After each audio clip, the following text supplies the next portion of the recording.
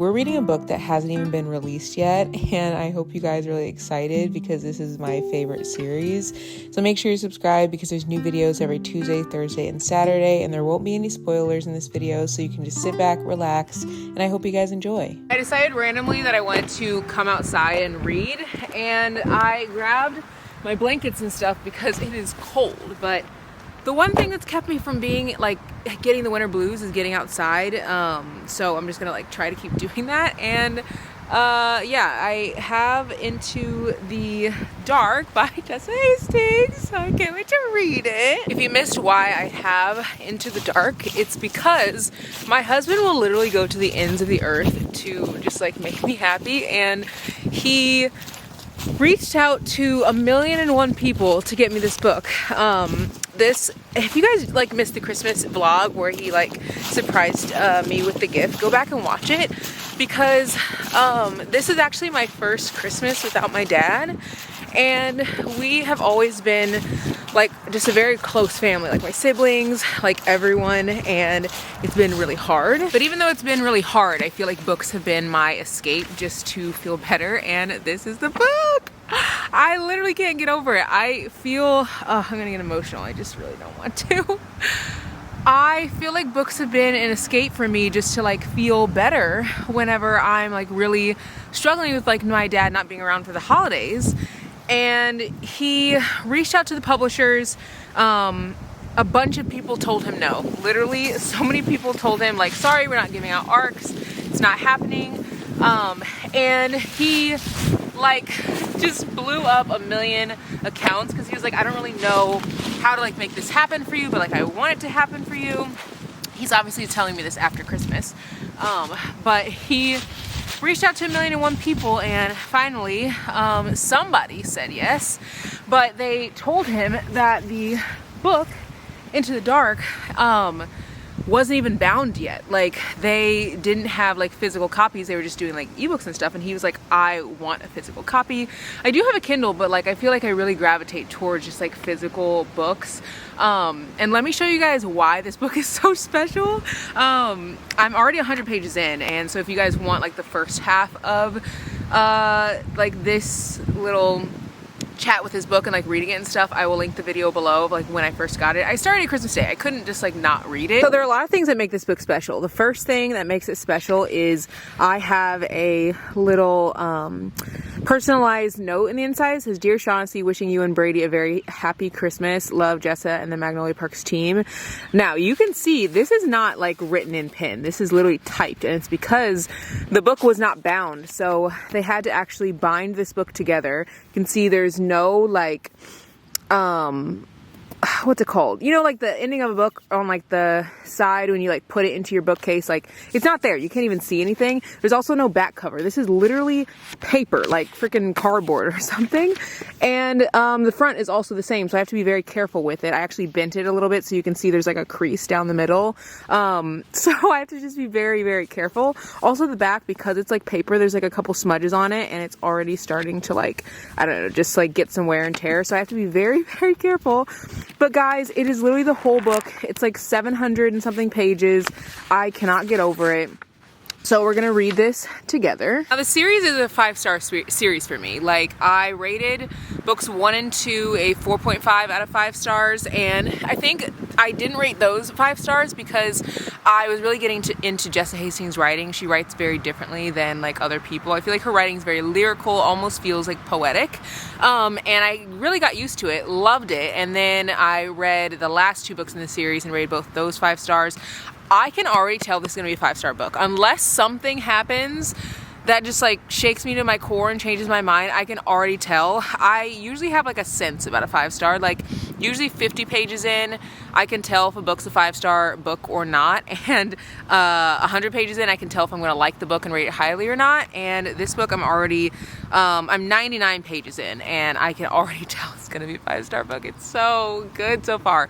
So I'm not going to give any spoilers in this video, but I do want to give you guys my true reactions of reading this book, just because I love this series and this book so much. Oop, there goes the sun. It's going behind a cloud. I also brought out some snacks, and I brought out a blanket because it is cold. But if you guys, I live in the Midwest, but if you guys are living somewhere that's also cold, get outside. I don't care how cold it is. I mean, if it's like a warning weather, like cold, don't do that. But like it is cold, and I'm outside. I'm in the just cold, bundled up. It definitely will get colder this winter, and the colder it gets, the harder it'll be to get outside. But right now, it's like not as bad as it could be. Right now, it is 41 degrees Fahrenheit. I just checked the weather, and 41 feels like 5 degrees, or not feels like, 41 Fahrenheit is 5 degrees Celsius, if anyone needed to know. But we're gonna read this book. Again, I'm gonna give you guys all of my reactions, but I'm not gonna give you any spoilers. If you have not read this series, I feel like by the end of this video, you will want to read this series. So yeah, let's get into it.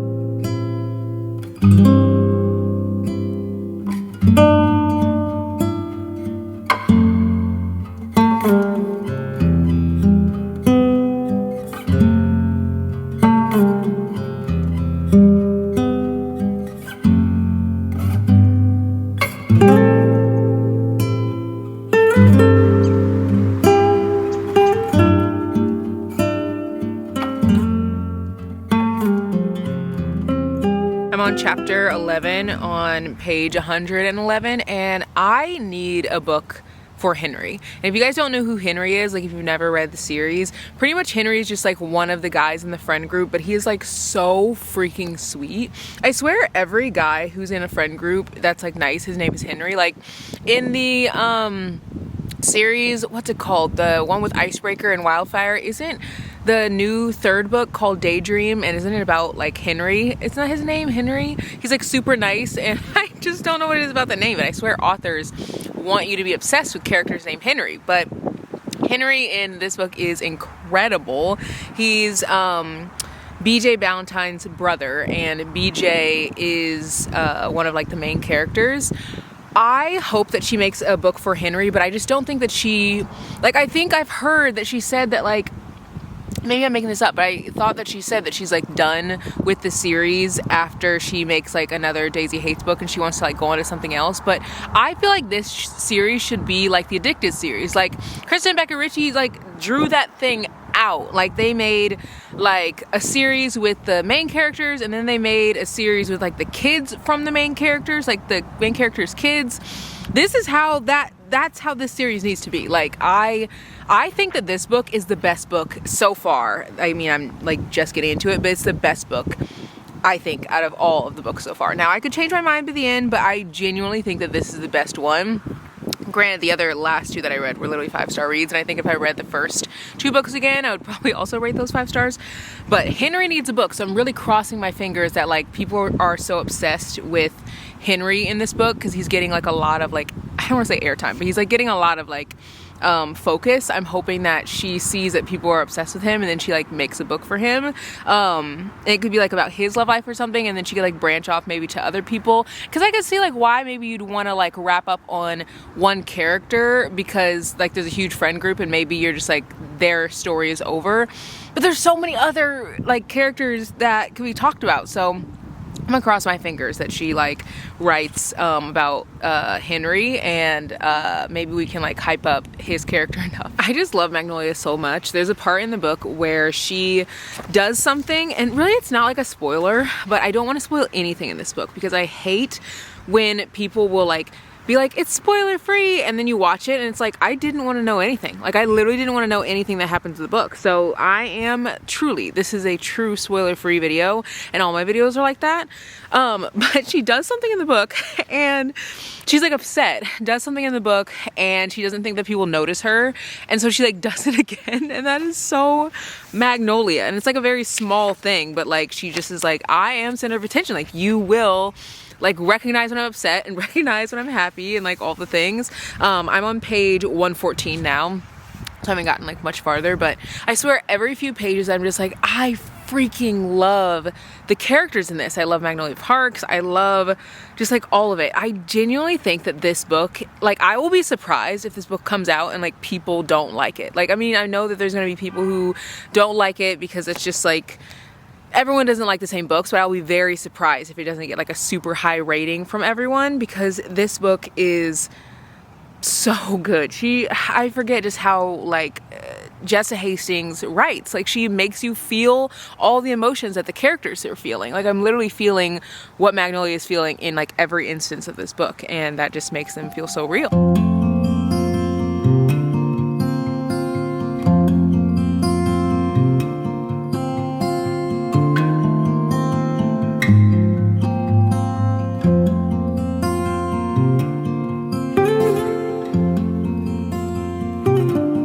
I can already tell that this is gonna be the type of books that I like cannot read all in one sitting. I'm gonna have to put it down and pick it back up because it is breaking my heart. And the first part of the book, like the intro, it's not even like the first page. It's like the little like thing to the readers. I don't know what that's even called, but it says, to anyone whom the more stingy parts of this book resonates with, anyone who's grieved or is grieving or has lost or is losing, anyone who worries about the black, empty nothingness, everything is going to be okay. Okay? Question mark. And it has like a little heart. And that's just like in the front of the book, nothing crazy.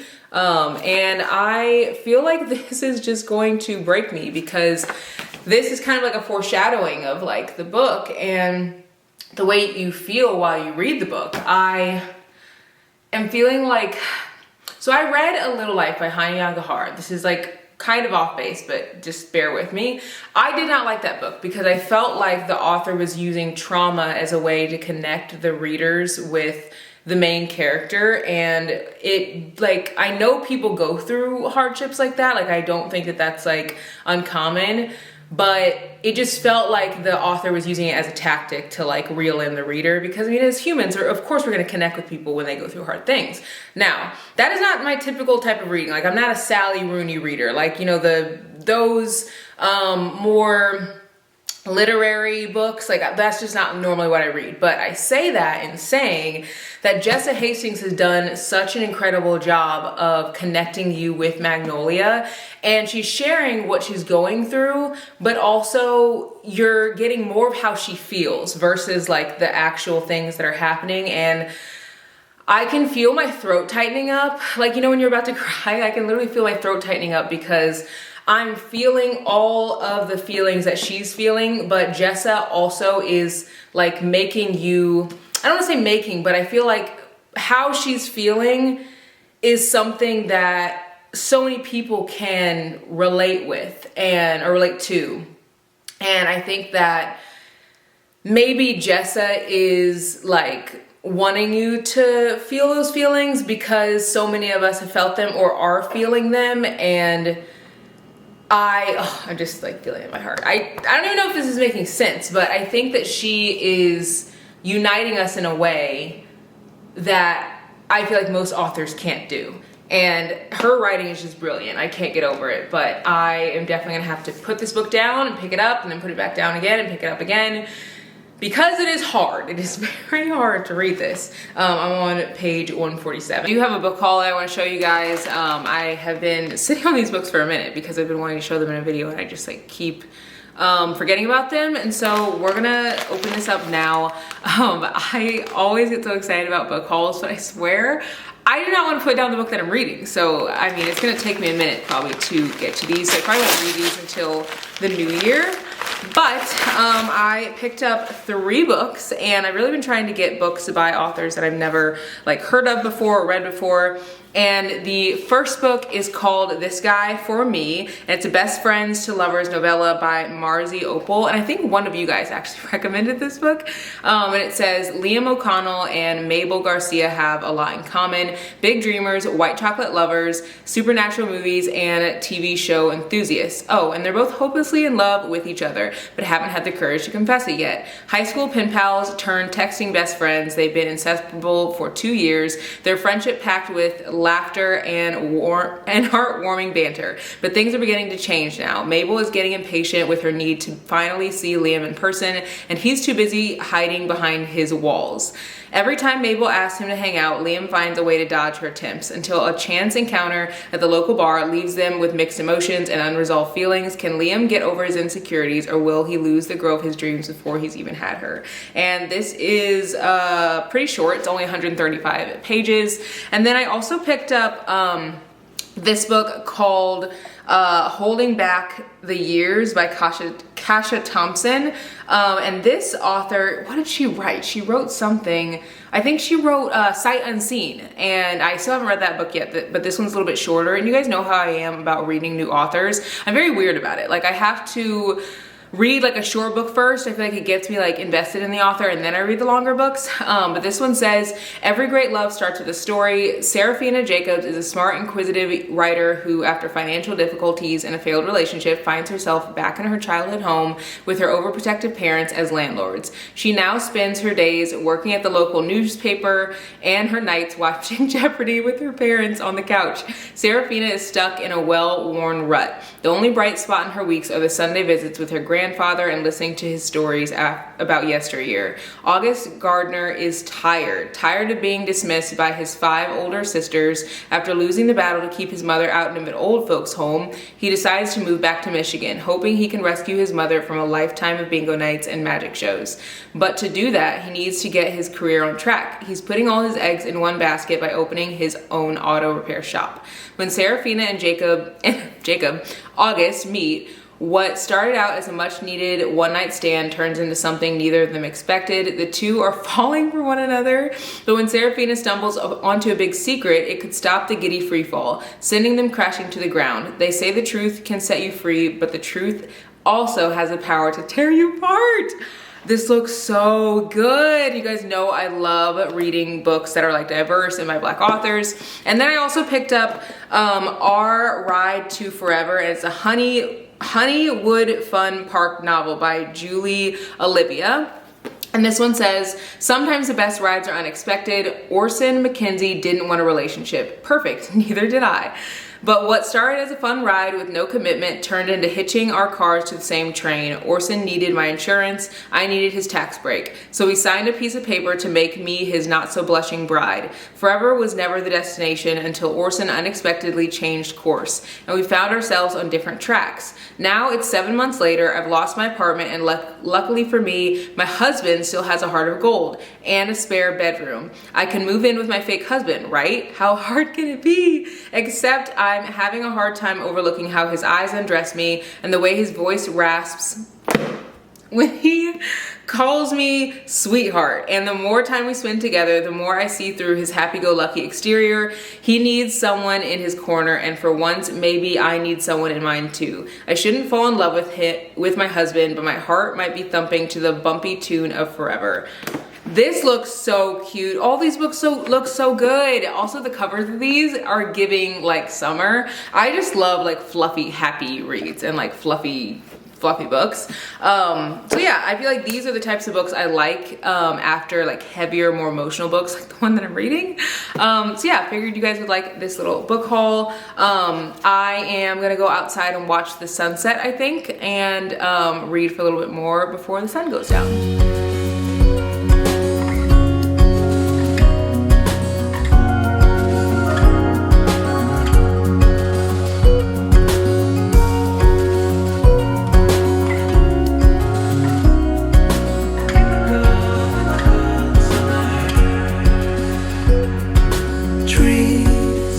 While the spring's still here, they don't make haste because they know what's coming.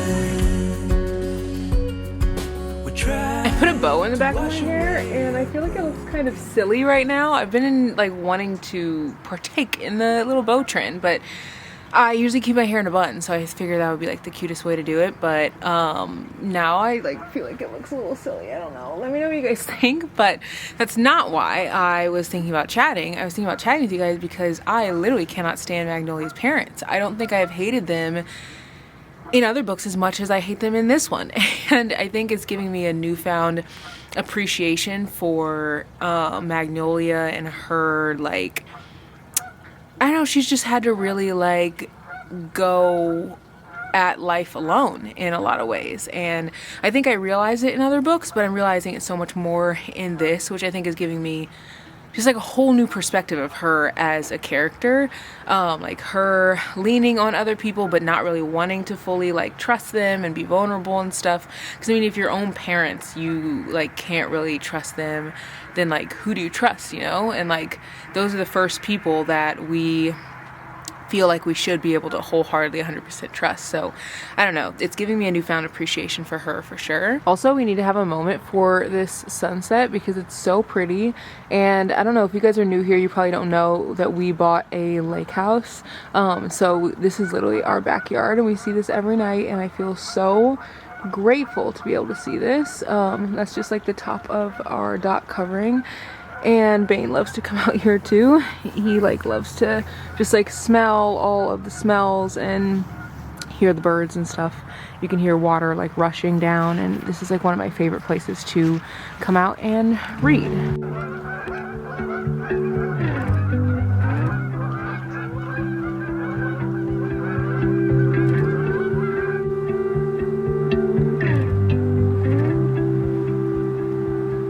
I could sit around and wait all day.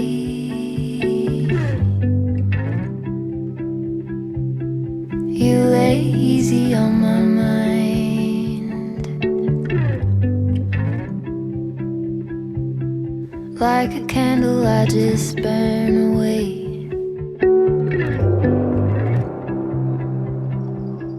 All we really have is time.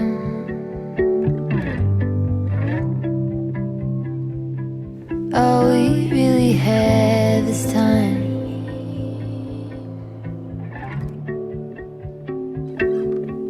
I don't wanna. I saw all the stuff that Ty got you for Christmas.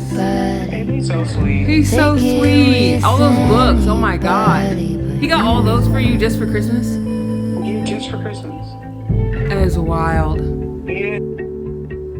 I don't wanna waste it on anybody. Take it with I'm at 336 on this book, and I think I figured out one of the biggest reasons why I love Magnolia Park's books. I think one of the reasons I love her books, I want to say one because there's so many, but I was literally telling Brady about this last night and just like going on and on about it. She doesn't tell you how a character feels, she describes it, and I feel like more authors need to do this. Like, most authors will be like, she was sad, she was frustrated, she was angry, or she was mad, so she balled up her fists, or something like that. And I don't know, I just feel like not enough authors actually describe how that feeling feels to help the reader feel what the character's feeling. I don't want to spoil anything, but this isn't really a spoiler, but I'm just going to use this as one of the explanations that she used. So she was trying to explain that she was hurting in a way, and it says, I felt a bit like watching someone pick up one of my favorite mugs to drink tea from and breaking it on purpose. That is like such a good description of how someone might feel if they're hurting or if they're sad or something like that. But I feel like most authors, they'll just be like, she was sad, so she went home, or she was crying or whatever. And it's like, okay, we know that, but we want to feel that feeling. Also, another thing I've noticed that she'll use a lot in books is she'll talk about like if something happens, she'll be like, it felt like a piano fell on me, or like a elephant fell on me, or something like that. I read that a lot in Never. She would say like piano, just like use the word piano, because she referenced it at the beginning of the book, and she was like, it felt like a piano fell on top of me. I can recognize how hard that would hurt. So that literally hurts my heart when I read that. And like this quote, literally it says, it felt a bit like watching someone pick up one of your favorite mugs to drink tea from and breaking it on purpose. Like, I just can't get over her writing. It's so different in comparison to other authors. And I try to explain that all the time to people, like, her writing's different, her writing's different. And I think you can't really understand it until you start reading. It's very poetic, but it doesn't feel like poetry, if that makes sense. Like, sometimes I feel like I get a little bored by poetry. It doesn't feel like that at all, but it definitely is unique and has a poetry feel in a way, but also feels like a story. Anyway, I'm getting ready to go outside and read for a bit. It is cold, like so cold, but I've been trying to get outside every day. even if it's only for a little bit. And man, I am nervous about this one because it's cold, but let's head out and just do a little bit of reading outside, and then we're gonna probably go to a coffee shop and read in there. You know, one thing I really love about, I feel like I keep feeling like, one thing that I really love about Magnolia Parks and Destination Hastings. Okay, the million thing that I love about this series is that it just is like going back and forth in a timeline that is like so interesting. Like, it'll be the future, and then it'll go back to the far, far past. And I think that, like, Brady asked me the other night, he was like, do you think that people are gonna like this book? And I'm like, I don't know how they could not, because this is giving us everything that we were missing, which we didn't even know we were missing in like Magnolia Parks and like Long Way Home and stuff. Like, there's so many parts of Magnolia and BJ, and I feel like after this book, we know the characters so much better, like Magnolia, BJ, we even know Daisy, like Julian, just like so much about these characters that we felt like we knew. We did not know, and I feel like we know them so much better now. And now I'm just like obsessed with the characters. Like, I want to reread. You know how sometimes you'll read like a book in a series, and it'll be like a 4th or 5th book in a series, and you'll read it, and then it'll make you like question everything that you thought about the characters prior to that book. I feel like that's how this book is. It's making me like, just, it's like it's cleaning off my glasses. Like, it's taking away the veil that I had about these characters and like giving me a whole like completely new perspective on them. I don't know if that makes any sense, but I'm on 354 now, and like really loving how it's going back and forth between the future and the past, because I feel like I'm learning so much about them.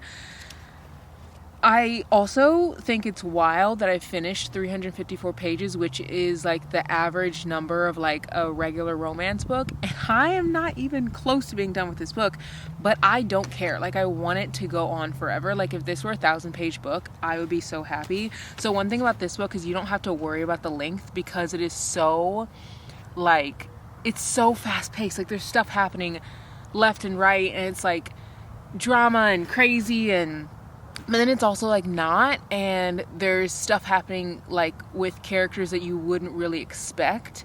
It is just, oh, it's so good. This is making me really excited for Daisy Hate's next book. I think there's supposed to be the 1 or 2 more. I really hope Henry gets a book. Like, I really do. And it's kind of like alluding to maybe he'll get one, but I don't really know. Like, maybe I'm just thinking that in my head, but I really hope that he does. Also, it is cold out here, like very, very cold. But one thing about like me, whenever I get out in the cold and I like turn on vibey music, and it would probably be nice if I had a blanket. Honestly, that would like make this perfect, and maybe like gloves. But one thing, when I get out in vibey music and I'm just like in the nature and vibes and all that stuff, I almost don't feel the cold as much. So anyway, but it is definitely cold. It's cold, but we're gonna read some more and then we'll head over to the coffee shop. But I just had to say that because this book is so good. If people read this book and don't like it, I will be so flabbergasted. Like, and I don't think I've ever read a book that's like about to be released and been so confident that people are gonna love it, other than this one. So yeah, pre-order this if you haven't already, because you're gonna be obsessed. And if you haven't read the series, start the series now, because when this book comes out, you're gonna have FOMO because people are gonna be talking about this book and you're gonna wish that you could read it. Also, you know I'm obsessed when I have a Magnolia Parks and BJ bookmark. Like, this is one of my favorite bookmarks. I actually have one with Daisy Hates and Magnolia, but I don't like it as much as this one. I think this one's like way better. And it says, "I love you, it's killing me," over top of the Bambi, and then in the little text message it says, "How's the weather over there, Parks?" Like, oh my god, look at them kissing, and it's her. Oh my god, I literally can't get over it. I'm so obsessed. You got a smile that makes the sun rise. You make it shine, but I can see that you don't realize, and that's what made me fall. I am actually unwell. I've had to keep stopping this book because I just cannot get through it without crying. It is just so I had to leave the coffee shop because obviously I didn't want to cry in the coffee shop, but I want to ask Jessica Hastings, like, who hurt you? Like, how do you know how to get such, like, visceral feelings into a book?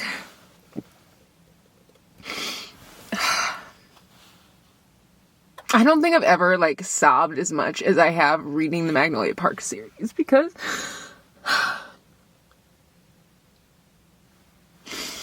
I think the parts of grief are what, like, really are, like, just getting me so emotional, because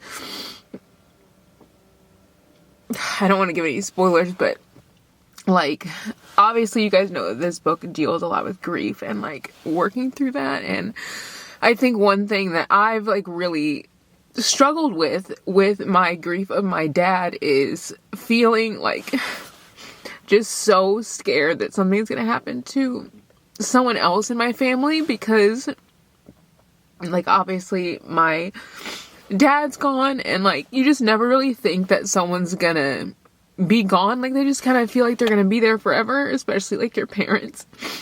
And I feel like in this book, she did such a good job of, like, showing that fear of, like, someone not wanting to, like, go anywhere or have their loved ones go anywhere or anything to happen to their loved ones. It's just, like, I feel like she definitely had to go through some kind of grief, because there's no way that she would be able to really, like, pull from those feelings if she wasn't feeling them herself. I mean, maybe she could, but I don't know. It was just, I literally had to stop reading this book because it was so, like, emotional for me. And it's not even just, like, that part. There's just, like, so many, like, facets of grief that I don't think you can really understand unless you are, like, working through it yourself. But, like, trying to find something that will make you feel better when that feeling of grief, like, comes, and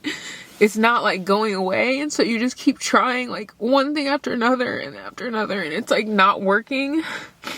And for her in this book, she's, like, trying everything to, like, feel some semblance of normalcy, and she's trying to, like, hold her feelings back and not, like, let anyone see how, like, much she's hurting. And I think that that is just so true for, like, so many of us who are struggling in any capacity. Like, we just don't want, like, the world to see it, but then, like, the world is already seeing it. Like, you're cracking in front of, like, your friends and your family and stuff, and you think that you're hiding it, but, like, you're actually not. And I feel like there's this part where oh my gosh, I just am, like, a hot mess. Something happens. It is on page 370, and something happens where she's just like, I can't spoil anything, but, like, she is like, I need to go to the bathroom. And if you, like, read the book, you'll understand what I'm talking about when this, like comes. And she's like, I need to go to the bathroom. And she goes in there. And while she's in there, she pretty much recognizes, like, everyone outside the door is, like, waiting to help you, but, like, you're not letting them. You're, like, trying to fix things on your own. And, she's, like, trying really hard, but it's, like, obviously not working. And I just think that is so, like, I don't know, there's just something that Jessica Hastings has put into this book that feels so real. And I can't even, like, I just can't even, like, get over how, like, real all these feelings feel. So this is why I put the book down, because I've just been a mess, like, reading it, and I had to put it down for a few days because it just feels so real. And it feels so, like,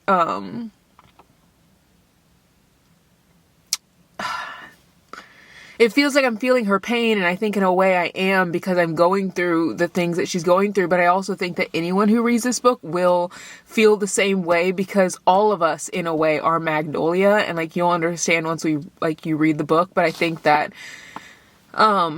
this is so good. It's such a good book, and yeah, I almost didn't like film me like crying or whatever because I just like literally never do that. But this book is just too good for me not to like share my thoughts in the moment as I'm like reading this part of the book. And there's so many good quotes too. There's another quote that, and this one's not a spoiler, but it is a quote, so keep that in mind. I'm gonna see if I can find it. If you don't want to hear this quote, just skip to like the next clip, like when I'm not in the car, because right after this quote, I'm just gonna like get off here and like stop talking. But this quote says, it says, and I don't want to say who is saying it, but it says, I come from a good family. Everyone knows that. My parents were great, roof over my head. I never wanted for much, really, and still, she's the only home I have ever been interested in having. Her body is the walls, heart's the ceiling. I'll live here forever.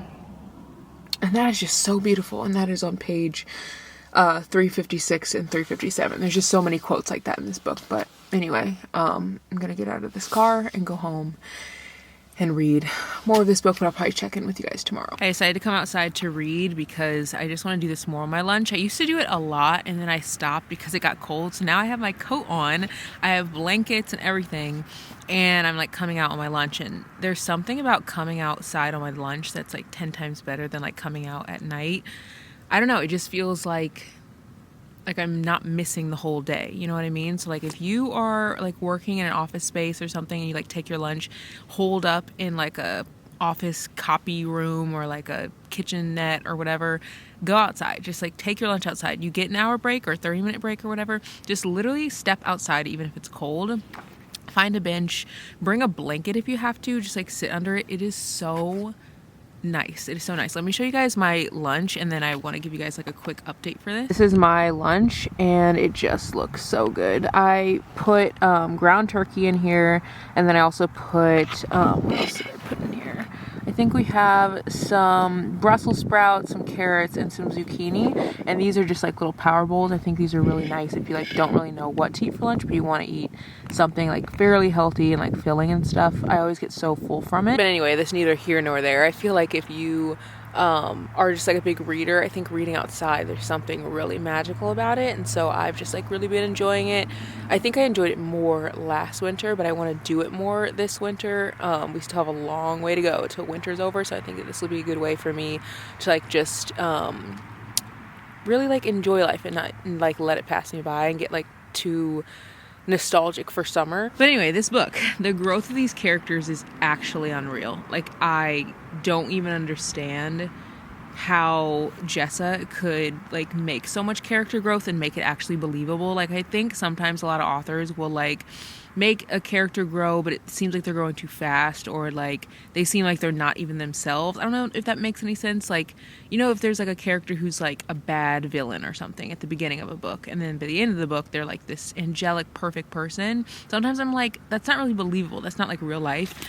This book feels literally so real, like literally feels like real life, and I just feel proud. Like I feel like proud of these characters like they're my babies. I don't know. I also think this book has so many deep conversations in it, and I think book one had that, but not to the extent of this one. Like this whole book is straight just like, well, going for the jugular. Is this the jugular? No, that's the jugular, right? Going for the heart. And I'm loving every bit of it. I'm really going to be sad when it's over. I'm on page 456, and I only have, I'm getting pretty close to the end, which makes me so sad.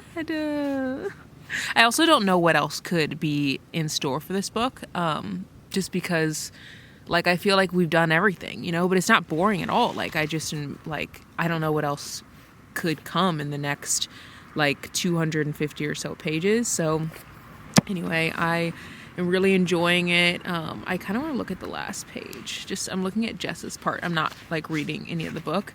It says Jessa Hastings is an Australian native who splits her time between Los Angeles and London. I did not know that. I thought she just lived in London alone.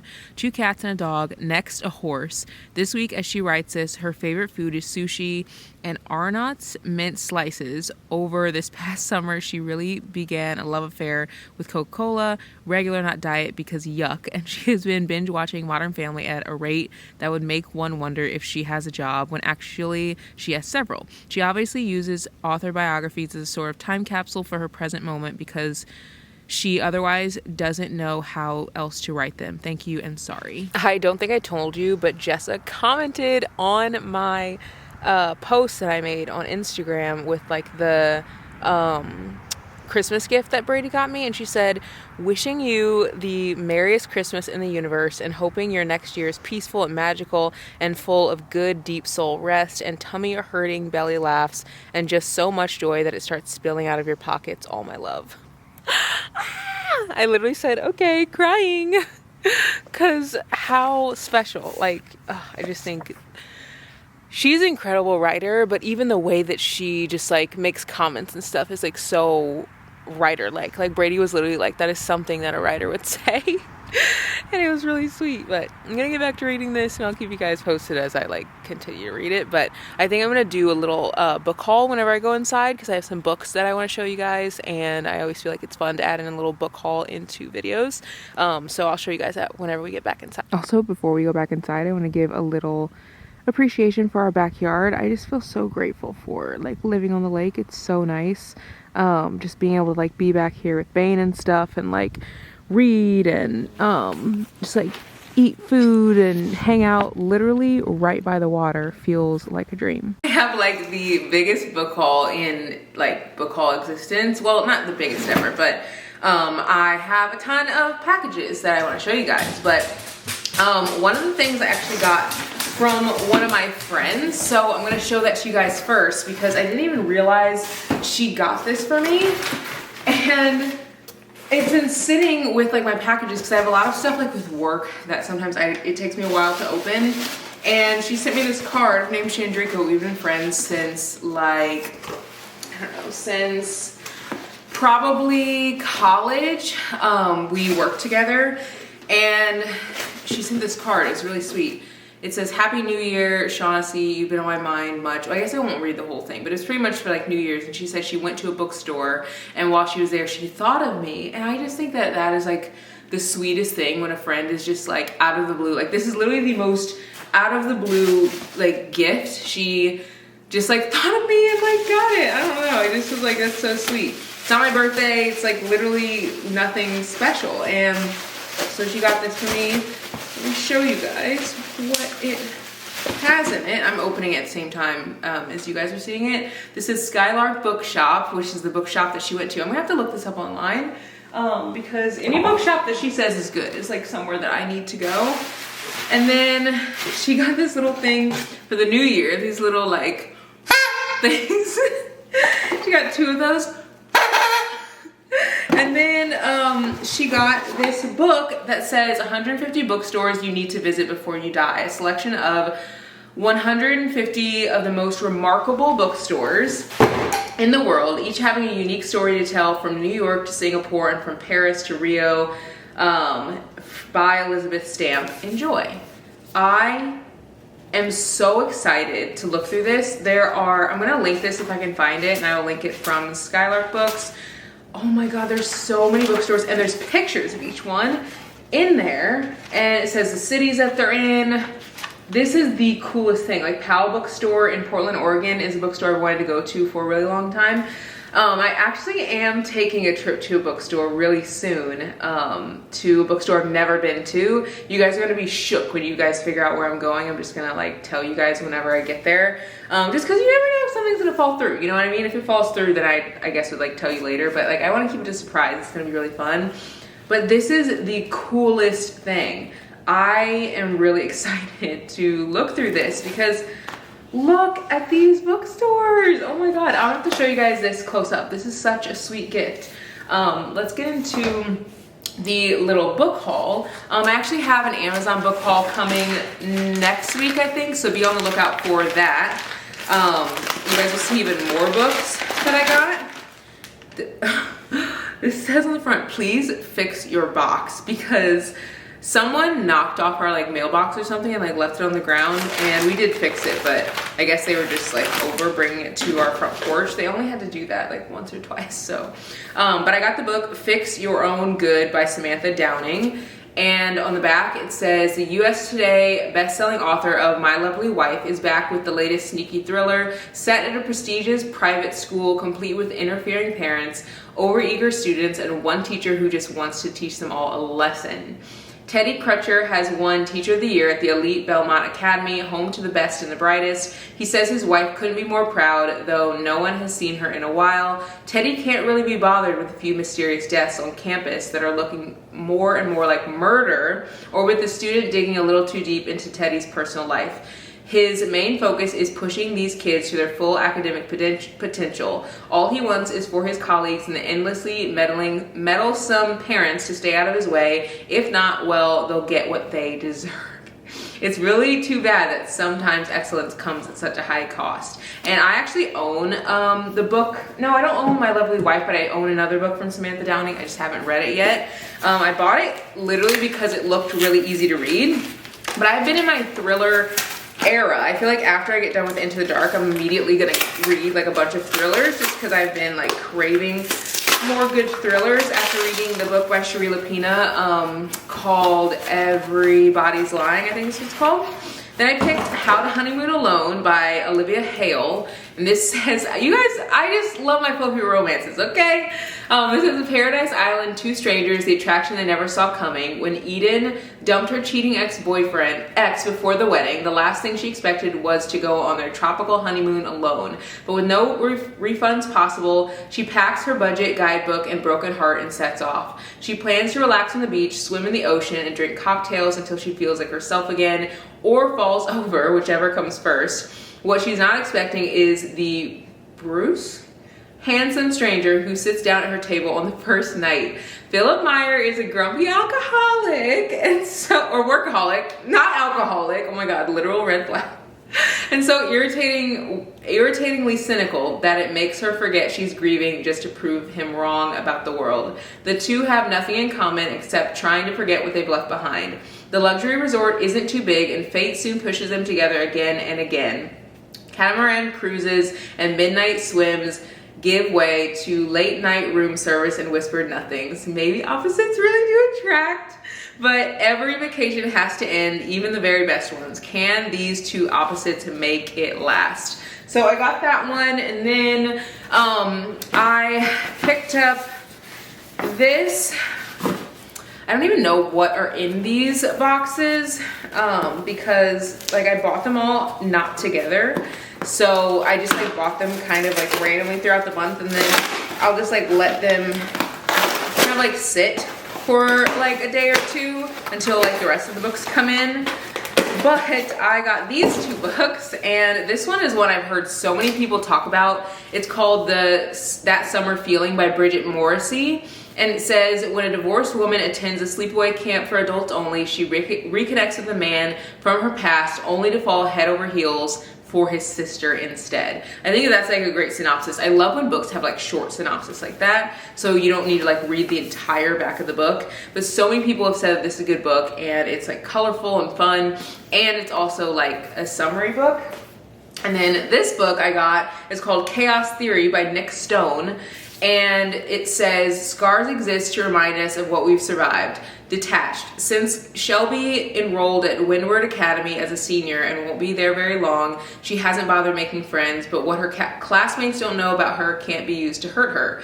You know, like at her last school. Wasted. Andy Criddle has had far too much to drink again, which is bad, and things are about to get worse. When Shelby sees Andy at his lowest, she can relate, so she doesn't resist reaching out. And there's no doubt their connection has them both seeing stars, but the closer they get, the more the past threatens to pull their universes apart.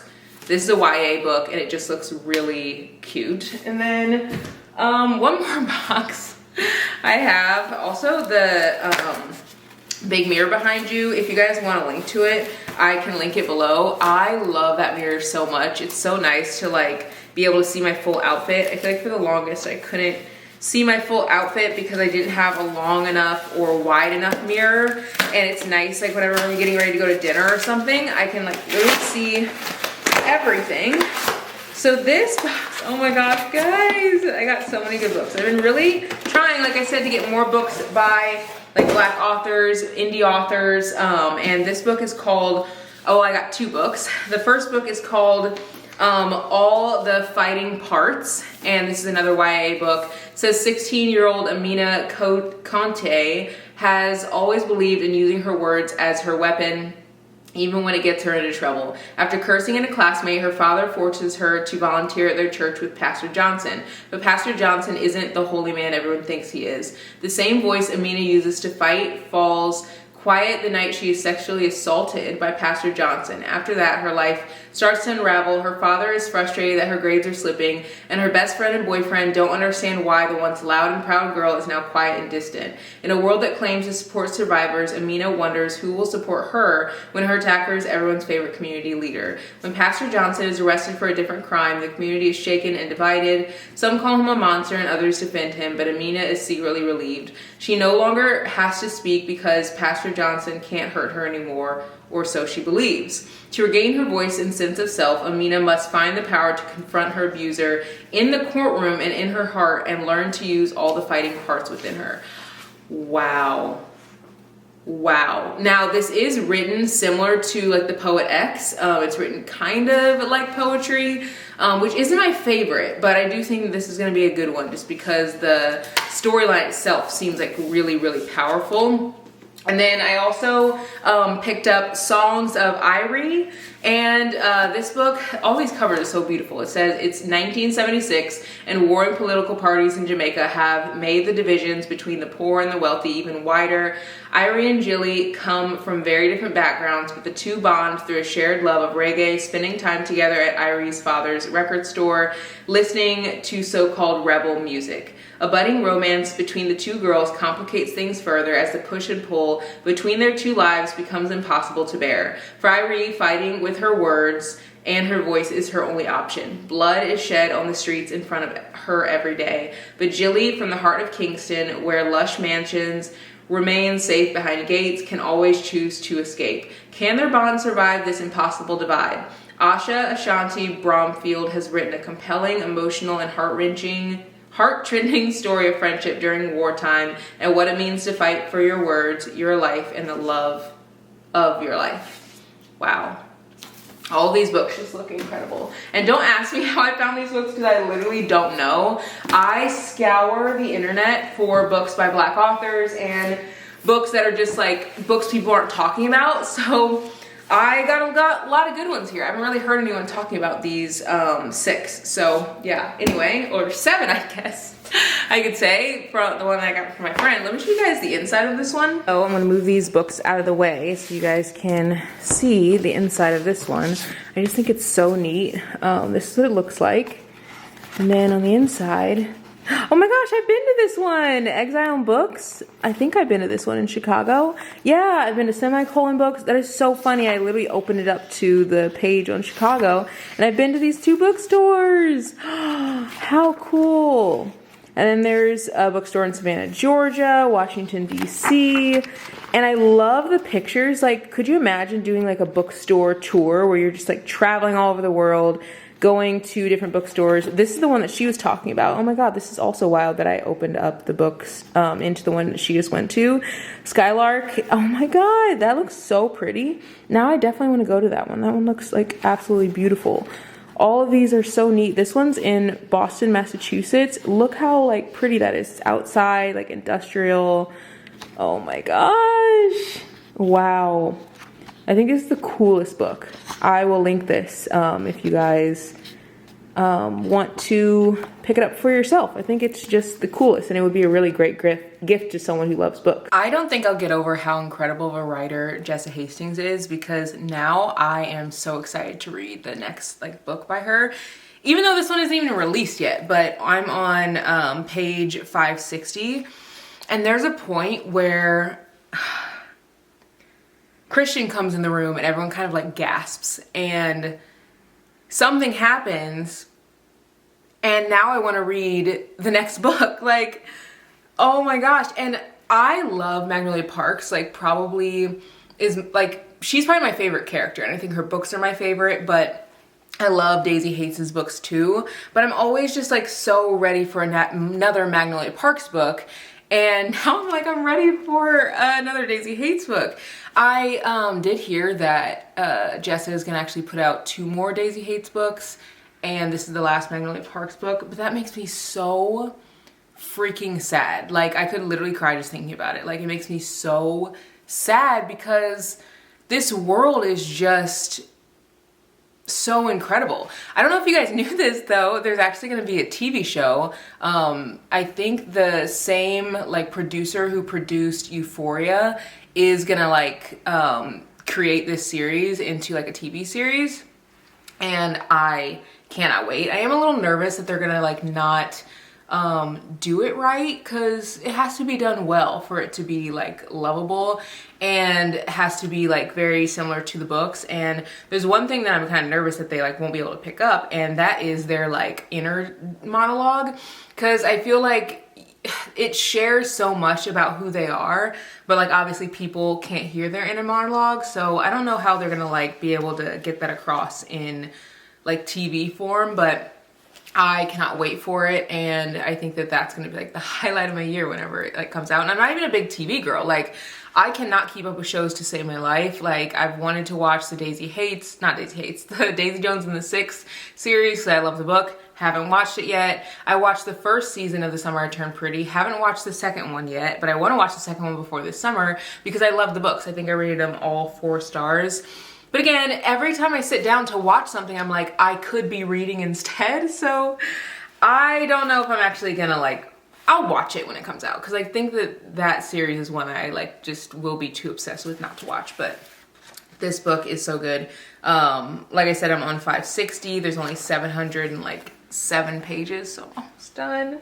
I did see that she's giving out, like some people are getting ARCs, which is exciting. I think they're getting them on their Kindle. It still feels very surreal that I have this book in my hands, and it also has this like front part, which I think I showed this to you guys. The binding is like literally coming apart. But it says, "Dear Shaughnessy, wishing you and Brady a very happy Christmas. Love, Jessa and the Magnolia Parks team." And it's literally typed into the book. It's not like signed with like pen or anything. And this binding, literally, it's like falling apart. Like, cause it's not like the real binding of the book. It's just straight paper. And that's why the front kind of looks like it does, because I've been just really loving on this book. I don't know if you guys can really see it, but it is well loved. But I'm definitely gonna keep this copy forever. And having this copy actually kind of makes me want to buy the rest of the series in this like new cover edition, because even though I have the old covers, I don't know, I think there's something special about the new covers now that I have this book in my hands in the new cover.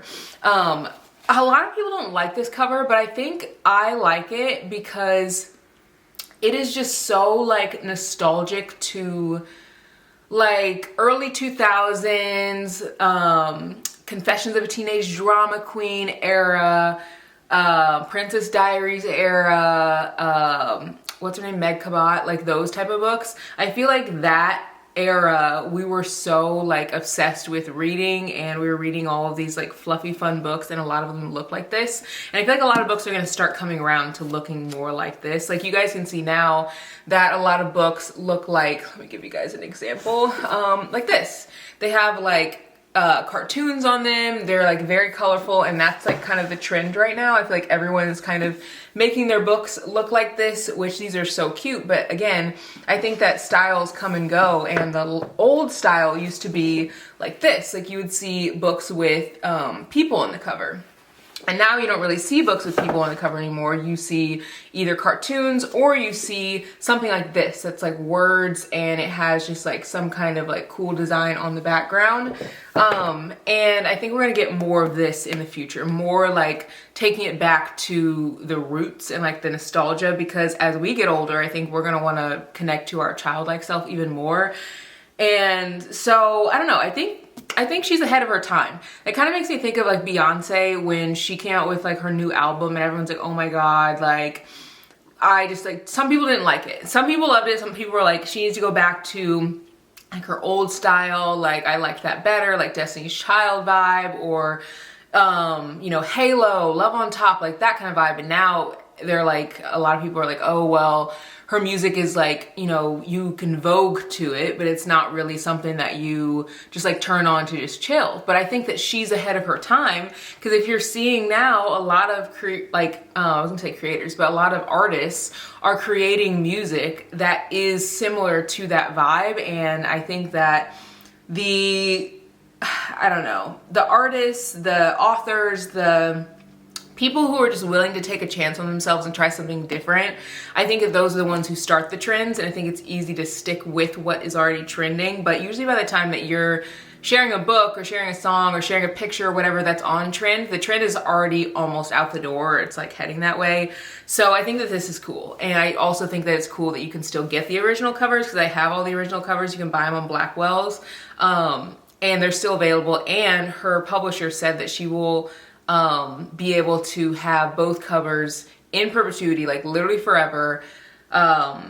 With every edition that comes out, they will make 2 covers. So that is really cool to me. So anyway, I'm gonna keep reading, and this part is just literally had me just gasping, so I had to like pick it up and tell you guys. It's hard like not spoiling things, but I want this video to be something that everyone can watch and like get excited about. But if nothing else, if you get nothing else from this video, start reading this series. And I do have some friends who like started it and loved it, and then there's some people who are like nervous to start it and they just like don't know if they're gonna like it. Treat this as straight entertainment. Like, I think it's very rare that you can find a book that feels like television, and this feels like watching TV, because there's just so much crazy stuff that happens. Like, it's not your traditional romance. And I was in a bookstore with one of my friends. She was in there and she's like, I'm kind of getting bored of romance. I want to switch to another genre. And I feel like I'm getting bored because it's all like the same. Like, you know, couple like has something that's keeping them apart. And then, you know, couple, they get together, and then couple has like a third act breakup, couple breaks up, couple gets back together happily ever after. And that's kind of like the cadence, you know, of like a typical romance. And I was like, you know what?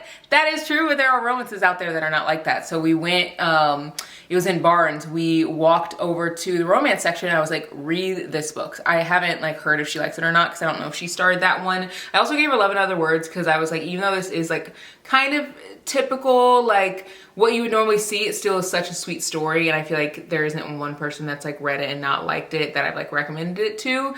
But yeah, I just was like, this is not your typical romance. There's drama, there's mess, you're gonna hate the characters, you're gonna love the characters, you're gonna love to hate the characters, you're gonna love to love the characters. I just really love it. Oh my gosh, I just got to 563, y'all. Jessa is making us work. Like, she's making us just so like, I'm ready for the next book already. Like, I hope she releases it this year. Like, I need to know what's happening. Oh my gosh. So Magnolia and Christian are having a conversation right now. And it's like very intense. And it's about something I can't tell you. But it is like so intense. And I'm shook. Like, what? Oh my gosh.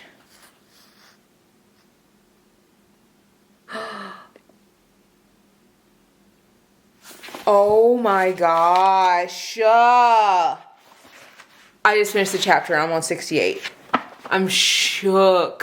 I'm shook. Guys. Wow.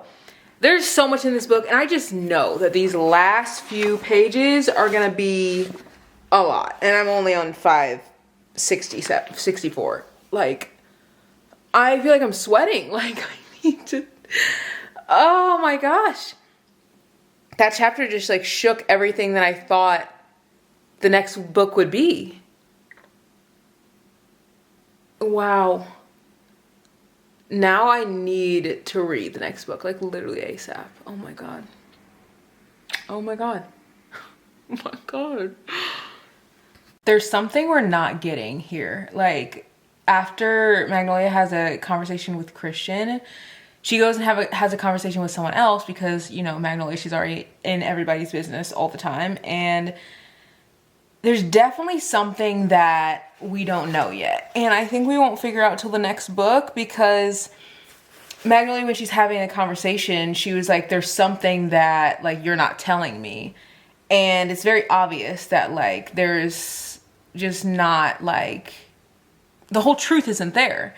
And if you guys don't know, like, if you haven't read the series, so Magnolia Parks, the first book, is set in the exact same time frame as Daisy Hates. So when you read Daisy Hates, you're like, whenever Magnolia Parks does, like, whatever she does in Magnolia Parks, I literally can't even remember, like, anything off the top of my head.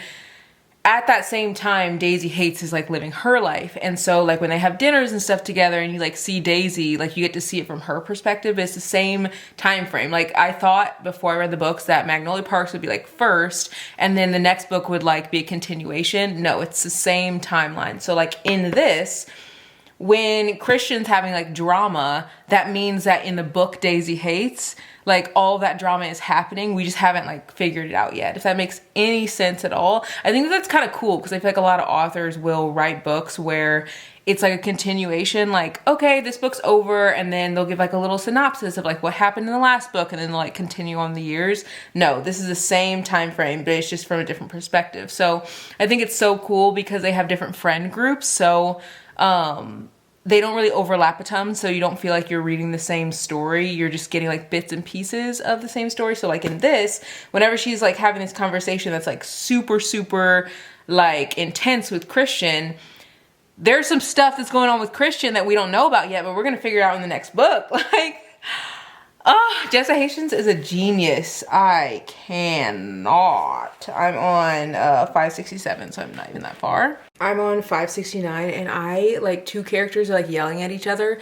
I can literally imagine it. Like, it feels like a movie. Like, this book, there's no other book that I've read that feels more like a movie than this series. Like, they're literally screaming at each other, and, like, I can feel the emotion, and, like, just the way that everything's written, it feels so freaking real. Oh my gosh. Oh, I can't get over this series.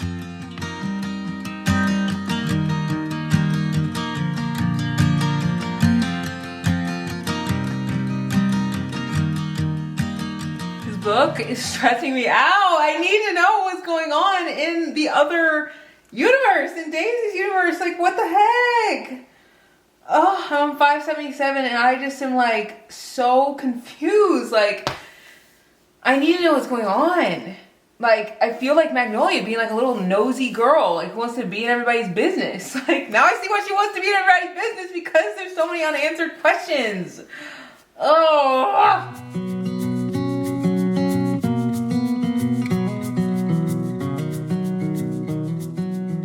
I'm in the coziest freaking place in the world, my bed, and I have about 20 pages left. I'm at 642, and at the bottom of the page, it just made me realize, like, once you get to that point, the bottom of 642, how beautiful the found family is in this book. I think that it's easy to gloss over those kind of things whenever you see, like, a love that's, like, so strong, because, like, the love for, like, the romantic love between a relationship is, like, the forefront of the book, but the found family in this is literally incredible. And I think that, like, that isn't as pronounced until this book. Like, in this book, you can't help but, like, see that. Like, there's no way you could miss it. And I just love that. I love a good found family trope, like, when they can just bond together and, like, feel like their own family without, like, anything else. And it's just, like, really beautiful. I'm getting so sad because this book is almost over. This vlog is also going to be up tomorrow morning, so you're welcome. It is literally 8:41 right now, but I'm going to edit this vlog after this and get it up so you guys can watch it tomorrow morning at 6 a.m. because I just like want you guys to feel the magic that this book gives and get excited for it because it comes out in like a little over a month, and I feel like this vlog will be like a fun way for you to get excited about it. I'm getting teary again because there's a part that is talking about grief, and I'm just gonna read it to you guys. It's not like a spoiler or anything. It's kind of like just like an example of the beauty in Jess's writing, but also like how Magnolia is feeling about grief. And it says, this is on 648. It says, grief is funny like that. Well, I guess, hold on, let me see if I should read the first part or not. It says, grief is funny like that, how it ebbs and flows from you. It's not corked like champagne, a bottle that bursts open. Fizzes all out until it's empty. It's more like a kind of weather, a kind of wind. Sometimes it's these horrible gusts that you feel undeniably, hurts your ears, makes you close your eyes, chills you right down to your bone, and some days it's a pleasant breeze that blows across your face, and it's neither sad or bad. It's just some kind of unspeakable tenderness. This is just so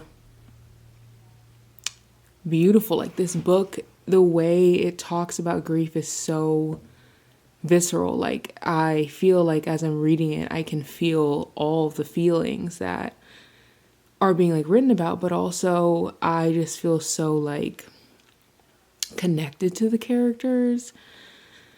I do not want this book to end. This book is just,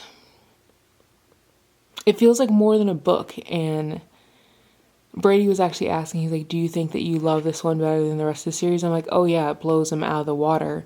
But I think it's because I can look back on the rest of the series and now have so much perspective for the characters, because this is really giving like a full picture of them. And I also think it came at the right time. Now, if it hadn't come at a time when I like needed a book on grief, I think I still would have loved this, because so many of the feelings that Magnolia and just like so many of the characters are feeling in this book are so like so many people can relate to them, and I feel like you will feel very seen by how she's feeling. I'm on page 662, chapter 81, and one of the like most beautiful things that's happening in this book. I just kick my feet with glee. Like, I'm just so giddy. I didn't know if I would be able to see this in this book because it's almost to the end, and like it was kind of alluding to this, but I just didn't know. And like, oh my god, oh god, I'm getting all the butterfly feelings. I love.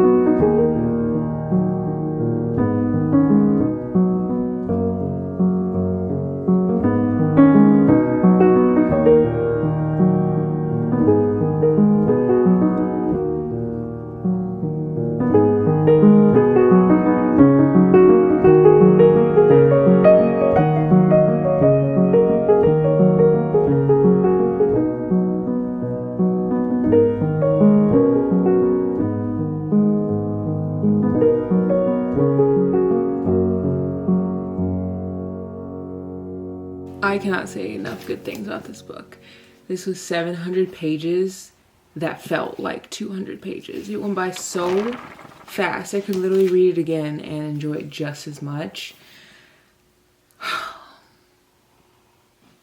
Obviously, I was literally sobbing towards the end because I just love love. I love character growth. I love seeing found family. Like, just, I'm an emotional wreck. I love this book. I love these characters. I love this world. And I don't want it to be over. I know we still have Daisy hate, so that's like the only thing that's really keeping me just like not absolutely being so sad. But oh my gosh, please read this book. Please read this whole series. It feels like a movie. By the time you get to this book, you're just gonna be so in love with all the characters that you can't put it down. I hope you guys enjoyed this vlog. I did, and I'm definitely gonna be reading the series again. I kind of want to read it again when the new book comes out, and I already love it that much. This book is definitely a 6-star read for me. I've never said that about any book. On Goodreads, I'll put 5 out of 5 because there's literally no other stars other than 5, but like, it is truly surpassed a 5-star read. It feels like, I don't know, and I always thought when people were like, oh, it's a 6-star read, I'm like, okay, like, get over yourself. Like, there's only 5 stars. Like, come on, like, that's the highest you can go. But like, this feels even higher than that. Oh my gosh. I just love it so much. So read this book. It is so good. Read the whole series. Pre-order this if you haven't, and start the series now because you still have like 2 months. Or like a little over a month, I guess, until it comes out. It's so good. So good. Comment below if you want to pre-order it. I need to know all the things. Like, I need to know if you like the series or if you've started it, maybe you didn't like it. Like, I need to know all of your thoughts. I need to know just if you're excited for this, who your favorite character is. Like, let's talk about Magnolia Parks in this video. I'm like a hot mess, but I just don't want to let them go. All right, thanks for watching. Bye, guys.